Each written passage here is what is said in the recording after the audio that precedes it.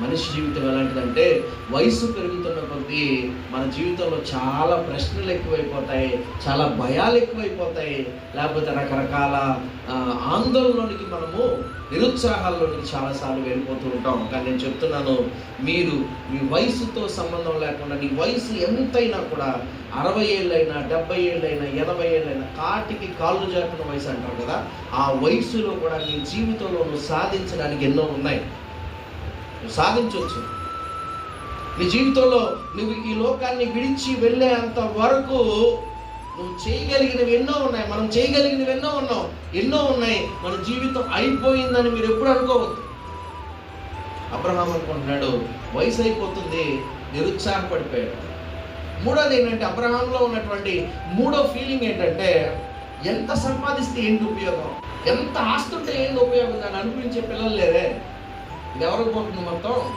నా ఇంటి ప్రధాన దాసుడైన ఎలియాజరుకి వెళ్ళిపోతుంది. దమస్కు వాడైనటువంటి ఎలియాజరే కదా ఇదంతా అనుభవించింది. దేవుడు ఎంత ఇస్తే ఏమి నాకు ఉపయోగం? ఇది అబ్రహాం అన్నాడు, ప్రభువా బహుమానం అత్యధికమవుతుందని నువ్వు చెప్తున్నావు ప్రభువా, ఎందుకు ప్రభువా నువ్వు ఎంత ఇస్తే? ఇంత ఉంది, నువ్వు ఇంకా ఇస్తానంటున్నావు, ఇంకా దీవిస్తానంటున్నావు, ఇంకా నాకు బహుమానాలు ఇస్తానంటున్నావు, అంటే ఇంకా గొప్పగా నన్ను బ్లెస్ చేస్తానంటున్నావు, ఎన్నో గిఫ్ట్లు ఇస్తానంటున్నావు. ఎంత ఇచ్చినా పోయేది ఎవరికి? నా ఇంటి దాసుడికే కదా. ఇదేమన్నా నాకేమన్నా పిల్ల ఏమన్నా ఉన్నారా? వాళ్ళు తింటారా? లేకపోతే వాళ్ళు ఏమన్నా అనుభవిస్తారా? ప్రతి ఒక్కరు తల్లిదండ్రులు సంపాదించింది వాళ్ళ పిల్లలు దాన్ని జాగ్రత్తగా వాళ్ళకి ఉపయోగపడితే చాలా సంతోషం.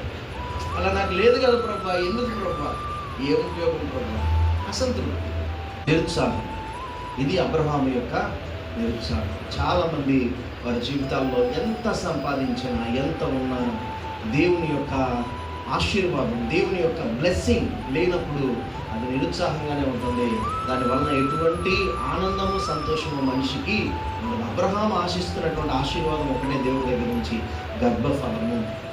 ఇది లేనప్పుడు నాకు ఎంతున్నా ఏమున్నా అదంతా ఉపయోగం లేదన్నట్టుగానే అబ్రహాము ఆలోచిస్తున్నాడు. ఇది అబ్రహాం యొక్క నిరుత్సాహానికి గల కారణాలు.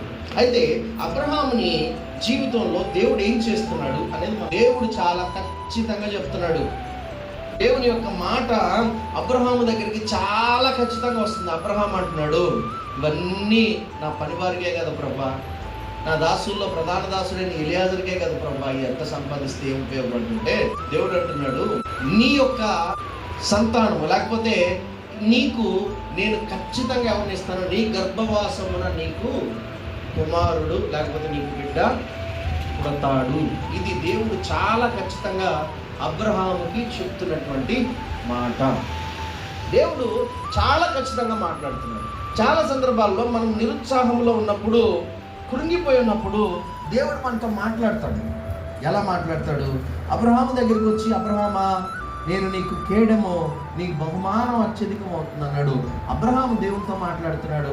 తనలో ఉండేటువంటి నిరాశను, నిస్పృహనంతా కూడా దేవుని ముందు పెడుతున్నప్పుడు దేవుడు అంటున్నాడు, అబ్రహామా నేను నీకు ఖచ్చితంగా సంతానం ఇస్తాను అని చెప్పి అబ్రహాము యొక్క విశ్వాసపు స్థాయిని 2వ దశకు దేవుడు తీసుకెళ్తున్నాడు. ఒకసారి చదవండి అదే వాక్యం.